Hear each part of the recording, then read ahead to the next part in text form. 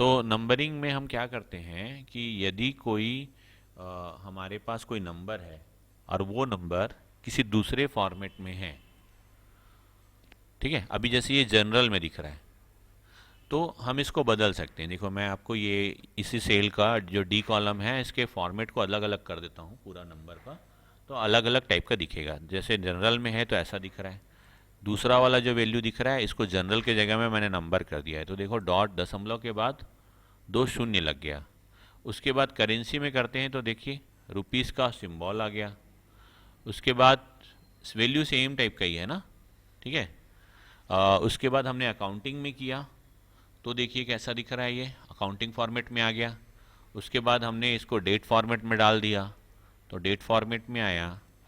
फिर उसके बाद हम इसको लार्ज डेट में डाल रहे हैं तो ये इस तरह का फॉर्मेट में दिखाई देगा। टाइम में क्लिक करेंगे तो ऐसा दिखेगा। आप परसेंटेज में डालेंगे तो ये वैल्यू इस तरह का नज़र आएगा। अगर आप फ्रैक्शन में डाल देंगे तो ये ऐसा दिखेगा। आप साइंटिफिक में करेंगे, ठीक है, सॉरी फ्रैक्शन के बाद नीचे वाला करना था ना, इसको हम साइंटिफिक में कर दिए। उसके बाद हम आते हैं टैक्स में, तो ये टैक्स में करेंगे तो ऐसा दिखेगा। तो देखिए इतने सारे फॉर्मेट हैं नंबर के, तो आपको अपना आपका जो डाटा है वो जिस टाइप का है आपको उस टाइप का फॉर्मेट यूज़ करना है। ऐसा नहीं कि कोई भी से, जैसे आप ना देखना 14 अंक का जब आप आधार नंबर डालेंगे ना तो कैसे दिखाई देता है। अभी जनरल फॉर्मेट में है आपका 1 2 3 4 5 6 7 8 9 10 11 12 13 14, 14 अंक का एक नंबर डाला, जैसे इंटर किया देखो ये इस फॉर्मेट में आ रहा है, आ रहा है। अब इस फॉर्मेट में चाहिए नहीं रहता है, आधार का नंबर चाहिए रहता है। तो इसको आप ना देखना, अब आप मैं आपको उसको नंबर में करके दिखा रहा हूँ। आप लास्ट का नंबर देखिएगा, इसमें क्या है 489 दिख रहा है। मैं आपको, चलो इसको ना हमने कॉपी कर लिया और यहाँ तक मैं पेस्ट कर दे रहा हूँ, ठीक है। अब अलग अलग फॉर्मेट में इसको बदलता हूँ ये 14 मार्क्स नंबर को, तो देखना कैसे दिखाई देता है। ये जनरल हो गया।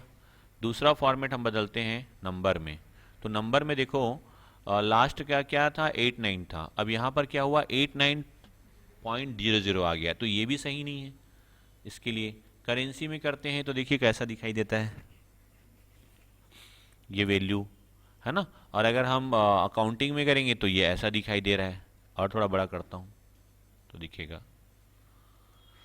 फिर उसके बाद हमने डेट फॉर्मेट में किया, तब तो ये बेचारा कंफ्यूज हो गया कि ऐसा कोई डेट होता ही नहीं है। उसके बाद हम ना लॉन्ग डेट में करेंगे तो भी इस तरह का डाटा दिखाई दे रहा है।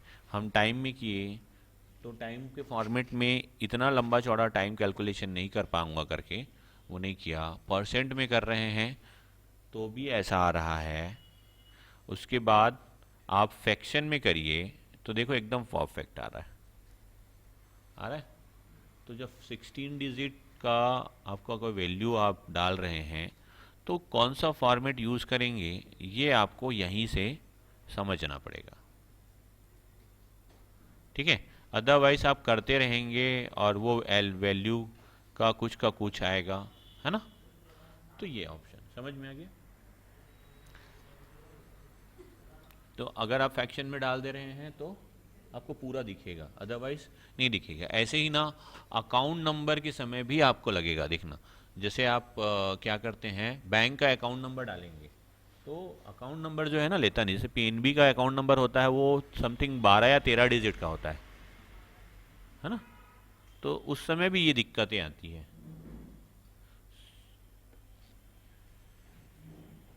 नेक्स्ट ऑप्शन हम देखते हैं। नंबर में ये सारे कैटेगरी समझ में आ गया। अब इसी को आप नीचे भी देंगे तो ये सेम चीज़ें वहीं दिया हुआ है। ये जैसे इंडियन रुपीस का था, आप अगर मान लीजिए इंग्लिश यूनाइटेड स्टेट का डॉलर का होता तो ये डॉलर का सिंबल आता, आ रहा है। ये रुपीज़ का था तो रुपीज़ का सिंबल आया, डॉलर का होता तो डॉलर का सिंबल आता। अब परसेंटेज में आप यहाँ से भी डाल सकते थे, वहाँ की जगह में आप इसमें भी कर सकते हो। अब कॉमा लगाना हो ना तो आप इसका यूज़ करेंगे, तो देखो ये कॉमा लग गया उस वैल्यू में। अब जीरो को कम करना है या ज़्यादा करना है तो उस समय हम इसका यूज़ करते हैं। ठीक है, दशमलव के बाद जीरो बढ़ाना है तो उसके लिए, और कम करना है तो इसके लिए। ठीक, नंबर के ये ऑप्शन में जाएंगे तो वही चीज़ दिखता है।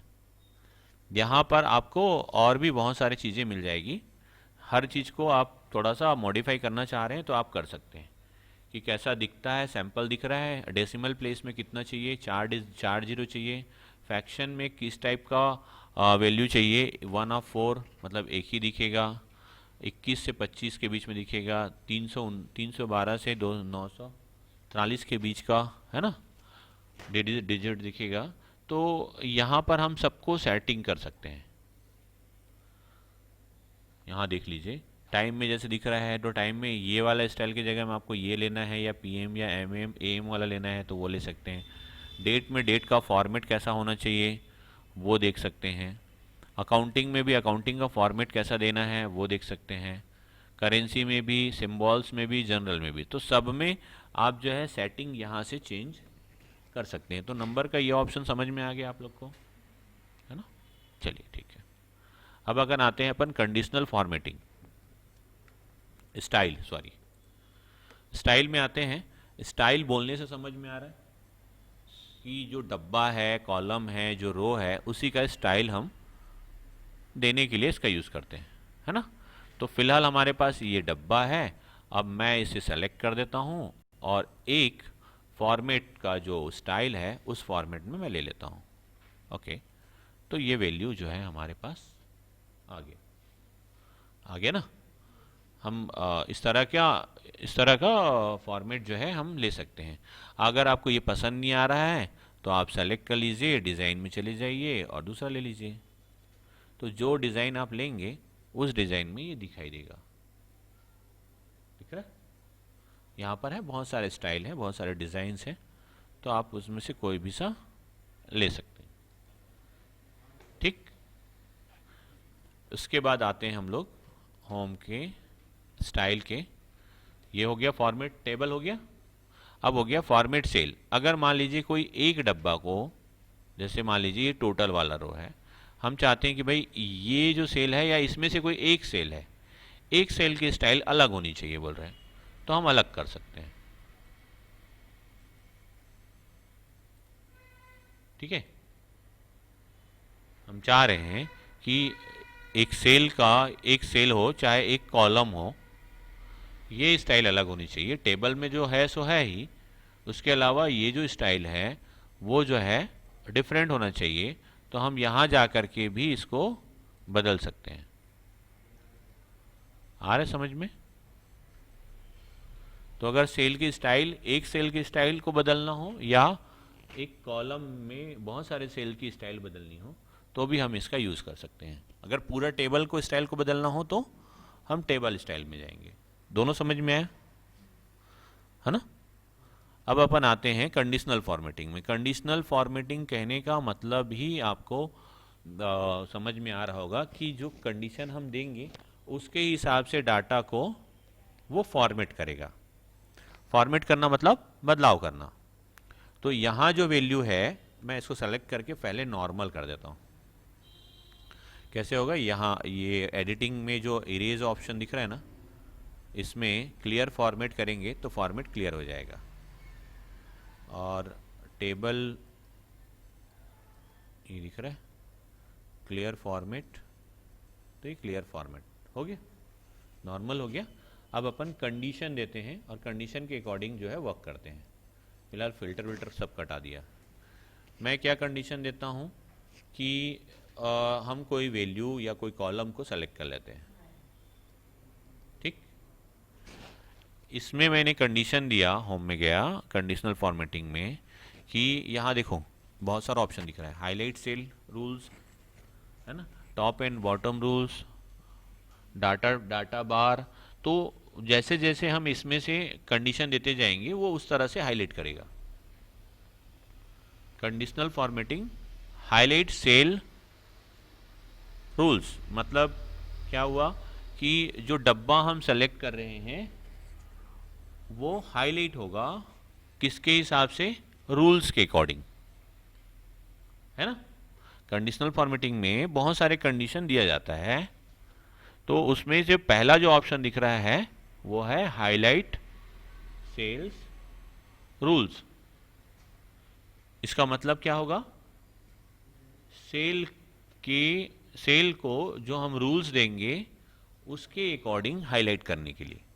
तो पहला रूल्स क्या दिया हुआ है, टॉप 10 आइटम, मतलब जो आप कॉलम सेलेक्ट करेंगे उसमें से टॉप 10 आइटम को वो हाईलाइट करें। जैसे अभी हमने बनाया ये 13 लोगों का रिजल्ट, उसमें से टॉप 10 निकालना हो तो उसके लिए हम यहाँ पे क्लिक कर देंगे। जैसे ही क्लिक करेंगे तो टॉप 10 को जो है वो हाईलाइट कर देगा। कर दिया। दूसरा ऑप्शन हम ले लेते हैं, यहाँ पर इतने को फिर सेलेक्ट कर लिया। कंडीशनल फॉर्मेटिंग बोल रहे हैं कि अच्छा मैं कौन सा वाला लिया था, टॉप 10 आइटम्स ले लिया था क्या, सॉरी पहला वाला देना था ना, मैं गलत कर लिया था। मैं ये सेलेक्ट करता हूँ, हाईलाइट सेल्स रूल्स में हमने पहला कर देते हैं ग्रेटर देन, तो जो बड़ा वाला है, ठीक है, उसको हाईलाइट करने के लिए। और किससे बड़ा, 53 से, यहां पे मैं कर देता हूं 45 से। तो 45 से जो बड़ा है उसको हाईलाइट करना है। मेरे को लग रहा है समझ नहीं आ रहा है, नहीं आ रहा है ना। चलो मैं दूसरा तरीके से बताता हूं। मैं एक सेल ले लिया, एक कॉलम ले लिया, कॉलम नंबर ई कॉलम ले लिया, और इसमें एक कंडीशन लगा देता हूं कि ग्रेटर देन, है ना, ग्रेटर देन का एक कंडीशन लगा देता हूं कि यदि इस कॉलम में कहीं पर भी कोई भी व्यक्ति 50 से ज़्यादा नंबर लिखेगा, 50 या 50 से ज़्यादा, तो ये क्या दिखाएगा, लाइट रेड कलर में फिल होगा, है ना। ओके, कर दिया। अब यहां पर कोई वैल्यू नहीं है, कोई नहीं है ना, तो मैं यहां पर लिखा हिंदी के मार्क्स थे, मान लीजिए ये हिंदी लिखा, तो 50 से ज़्यादा है, मतलब कोई दूसरा है ना, 50 नहीं है, 50 से कुछ और लिखा हूं, इसलिए ये हाईलाइट हो गया। अब मैं लिखा 49, कुछ हुआ क्या, नहीं हुआ। फिर मैं लिखा 47, इसमें कुछ हो रहा है क्या, नहीं ना। फिर लिखा 51, ये हाईलाइट हो गया, हो गया, हुआ। यहाँ पर मैंने लिखा 65, ये हाईलाइट हो गया। मैंने लिखा 25, ये हाईलाइट नहीं हुआ। क्यों नहीं हुआ हाईलाइट, क्योंकि हमने वहाँ पे कंडीशन दे रखा है कि अगर 50 से ऊपर होगा तो क्या करेगा, वो हाईलाइट करेगा। आया समझ में। तो ये हो गया ग्रेटर देन वाला। ऐसे ही दूसरा कंडीशन देखते हैं, लेस देन वाला। लेस देन का मतलब कोई एक वैल्यू दे रहे हैं, उससे कम यदि कोई वैल्यू आया तो उसको हाईलाइट करेगा। जैसे मैं यहाँ पर दे देता हूँ, इसमें भी देता हूँ 50 ही देता हूँ, 50 दे दिया, ओके किया। अब यहाँ पे कुछ भी नहीं है, मतलब 50 से ज़्यादा है ना, 50 से ज़्यादा है, तो इसलिए ये हाईलाइट हो गया। अब मैं यहाँ पे करता हूँ 51, ये हाईलाइट नहीं हुआ। यहाँ किया 65, ये भी हाईलाइट नहीं हुआ। यहाँ किया 48, ये हाईलाइट है। यहाँ पे किया 79, हाईलाइट नहीं हुआ। फिर मैंने किया 25, ये हाईलाइट हुआ, हाईलाइट है। 50 से कम है, तो जैसे जैसे कोई वैल्यू 50 से कम होता जाएगा, ये क्या करेगा, उसको हाईलाइट करता जाएगा। ठीक है, तो कुछ भी वैल्यू नहीं लिखोगे तो भी हाईलाइट है। अब जैसे उससे 50 से ज़्यादा का वैल्यू आएगा तो हाईलाइट हमारा क्या हो जाएगा, हट जाएगा। तो हाईलाइट समझ में है, कंडीशन के अकॉर्डिंग ना, कंडीशन लिखा रहा है, देखो कंडीशनल फॉर्मेटिंग मतलब कंडीशन के अकॉर्डिंग। बिटवीन में 2 वैल्यू देना रहेगा। अब हम क्या देते हैं, 2 वैल्यू, मान लीजिए हम देते हैं कि 25 से 65 तक, 25 से 65 के बीच में कोई वैल्यू देगा तो वो बस हाईलाइट होगा। या 33 से कर लेता हूँ, चलो 33 से कहाँ तक का, 60 तक का, तो वो हाईलाइट होगा, और उससे ज़्यादा और उससे कम वाला वैल्यू हाईलाइट नहीं होगा। तो यहाँ पर हम पहले देखते हैं 33 कर लेते हैं, हाईलाइट हो गया। 32 कर देता हूँ, हाईलाइट नहीं हुआ। 55 किया, हाईलाइट हो गया, है ना। हमने कितना दिया था, 33 से 60 तक का, तो 55 हाईलाइट हो गया। अब मैं कर देता हूँ 68, ये हाईलाइट नहीं हुआ। 48, ये हाईलाइट हो गया। 98, हाईलाइट नहीं हुआ। समझ में आ रहा है? तो हमने जो कंडीशन दिया उसके अकॉर्डिंग क्या कर रहा है, उसको हाईलाइट कर रहा है। आ गया। इक्वल टू, मैंने कहा किसी के बराबर जब होगा तब जो है हाईलाइट होगा। अब इसमें बराबर में क्या होता है कि हम टैक्स भी दे सकते हैं और वैल्यू भी दे सकते हैं। मैं यहाँ पर एक टैक्स दे के देखता हूँ। मैंने कहा कि भाई शिखर के जब बराबर होगा, या जहाँ जहाँ पर शिखर लिखा आएगा, जब भी शिखर लिखेगा कोई, तो क्या होगा, हाईलाइट होगा। बाकी समय हाईलाइट नहीं होगा। तो अब यहाँ वैल्यू डाल लो आप, कोई हाईलाइट नहीं होगा। हो रहा है क्या? नहीं। आप राजेश लिख लो, हाईलाइट हो रहा है क्या? नहीं हो रहा है ना। आप मोहन लिख दो, हाईलाइट हो रहा है क्या? नहीं हो रहा है। अब आप शिखर लिख दो, ये हाईलाइट हो जाएगा, है ना। फिर हमने रोहन लिख दिया तो हाईलाइट नहीं हुआ। अब इस ऑप्शन का यूज़ आप कैसे कर सकते हो? मान लीजिए कोई सेल है, अब उसमें कोई बोल रहा है आपको कि ना आप जो है इसमें से 45 वाला जो वैल्यू है उसको बस हाईलाइट कर दो। कोई टेबल है, सपोज हम ये ले लेते हैं, चलो सीट नंबर 1 पे ले जाते हैं। मैंने कहा कि इस टेबल में ये यहाँ से यहाँ तक में जो 65 वाला जो वैल्यू है उसको आप मुझे दिखाओ। तो हम क्या करेंगे, कंडीशनल फॉर्मेटिंग में जाएंगे और इक्वल टू कर देंगे 65, कर दिया और ओके किया। तो देखो जितना जगह 65 है सब हाईलाइट हो गया। हो गया? आया समझ में? तो इसका यूज हम ऐसा भी कर सकते हैं, मतलब आपको डिसाइड करना पड़ेगा कि कहां पर कौन सी चीज को कैसे यूज करना है। मैं आपको सिर्फ एग्जांपल दिखा सकता हूं, बता सकता हूं, बाकी आपको कैसे यूज करना है वो आपको ही करना रहेगा, है ना। फिर हम कंडीशनल फॉर्मेटिंग में जाते हैं और इक्वल टू के जगह में हम कर देते हैं टैक्स का। तो यहाँ पे इक्वल टू में हम टैक्स भी डाल सकते हैं और क्या डाल सकते हैं, हाँ वैल्यू भी डाल सकते हैं। अब यहाँ पर टैक्स का बोल रहा है तो टैक्स में टैक्स टाइप कर लेते हैं,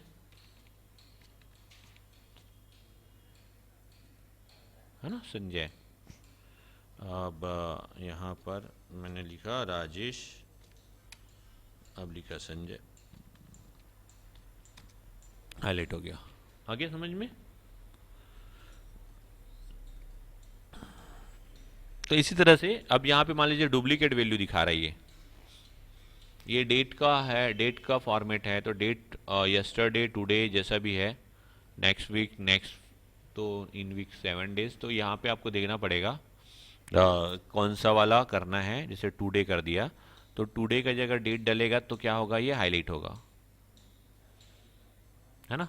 अब यहाँ पर क्या है, 24/12/2022, ये नहीं लिखा रहा है यार। अच्छा ये जर्नल फॉर्मेट में है, इसको डेट फॉर्मेट में डाल देते हैं।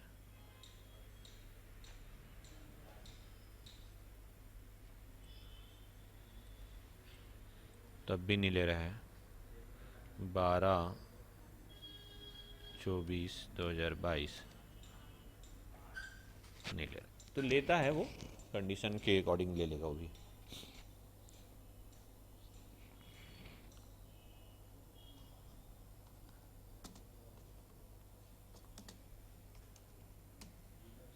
ये ऐसा लिया, ठीक है। 24 दिसंबर 2022 किया तो क्या कर दिया, वो हाईलाइट कर दिया। अब 25 दिसंबर 2022 कर रहा हूँ तो नहीं कर रहा है, नहीं कर रहा है ना? आ रहा है जी?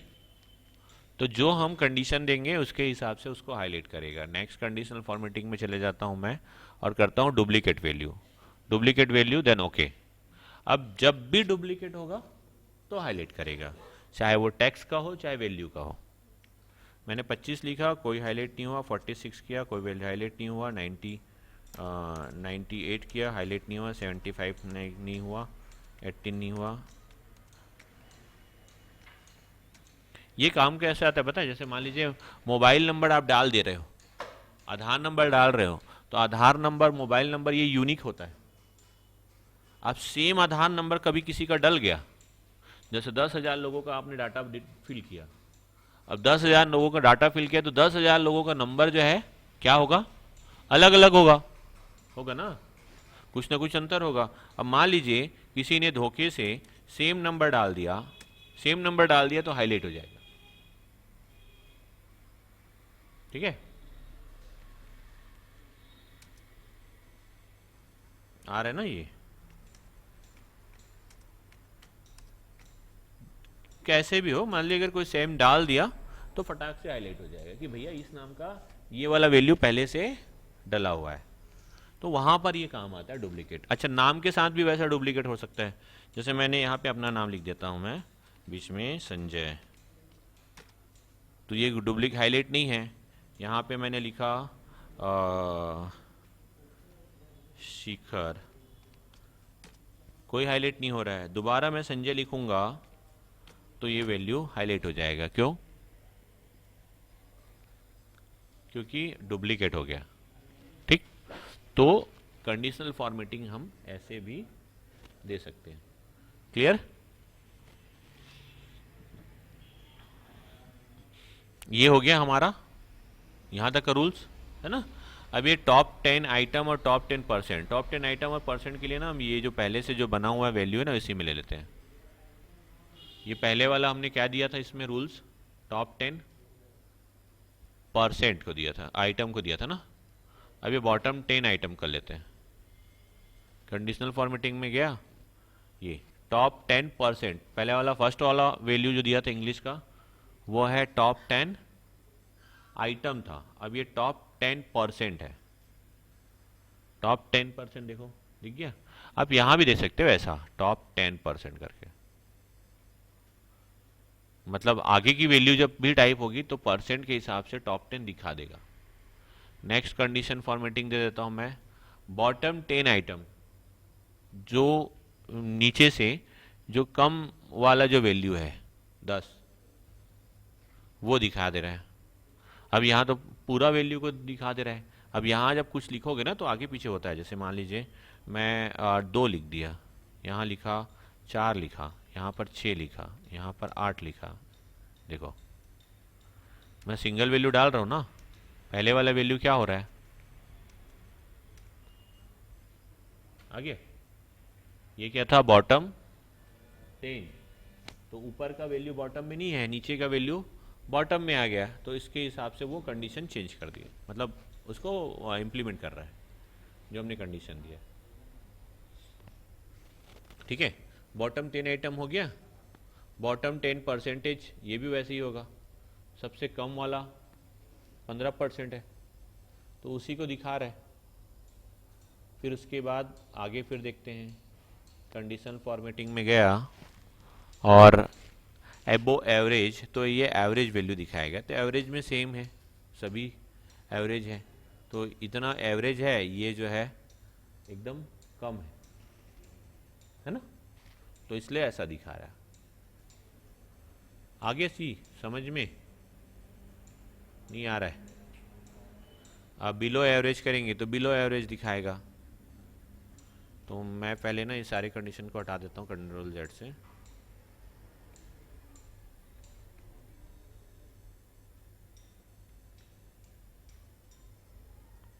इसमें से कंडीशन हटा दिया, नया वाला लगाता हूँ फिर।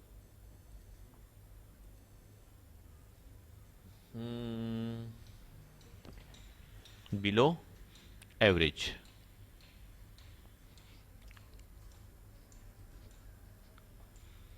फिर नेक्स्ट कंडीशन देते हैं डाटा बार। डाटा बार में जैसे जैसे वैल्यू है उसके हिसाब से बार बनेगा। दिख रहा है? ये यहाँ पर से कुछ भी ले सकते हो, तो ये डाटा बार है। तो जो वैल्यू रहेगा, जितना बड़ा वैल्यू रहेगा उसके हिसाब से बड़ा वाला बार आएगा, जो छोटा वैल्यू रहेगा उसके हिसाब से छोटा वाला बार आएगा। अब यहाँ पर कलर का शेड्यूल है, तो ये भी वैसे ही है कि जो बड़ा वैल्यू है उसमें डार्क होगा और जो छोटा वैल्यू है वो लाइट हो जाएगा। अब होता है आइकॉन, तो यहाँ पर देखो आइकॉन भी है वैसा, ठीक, उसके हिसाब से उसको कलर करेगा। उसके अलावा अगर आपको नया रूल्स देना है तो आप यहाँ से दे सकते हो, और पुराने रूल को हटाना है तो क्लियर रूल्स में जाकर के कर सकते हो। जैसे मुझे इसमें से कोई रूल नहीं चाहिए, तो मैं क्या करूँगा, यहाँ से सेलेक्ट कर दूंगा, कंडीशनल फॉर्मेटिंग में जाऊंगा और क्लियर रूल्स कर दूंगा, तो सारे रूल्स जो हैं क्लियर हो जाएंगे। ठीक है, इसमें 3 ऑप्शन दिया है क्लियर रूल्स में। एक दिया है कि भाई जो सेलेक्टेड सेल है उसके रूल्स को क्लियर करना है। दूसरा ऑप्शन दिया है कि इंटायर सीट, इस सीट में जो इस सीट को क्लियर करना है, और तीसरा दिया है इस टेबल के अकॉर्डिंग क्लियर करना है। ठीक है, आगे समझ में? तो इस तरह से conditional formatting, style, format table, cell style, और ये स्टाइल के सारे टूल्स और नंबर के सारे टूल्स आपको समझ में आ गया होगा, है ना? मैं इसको सेव करके अपलोड कर देता हूँ।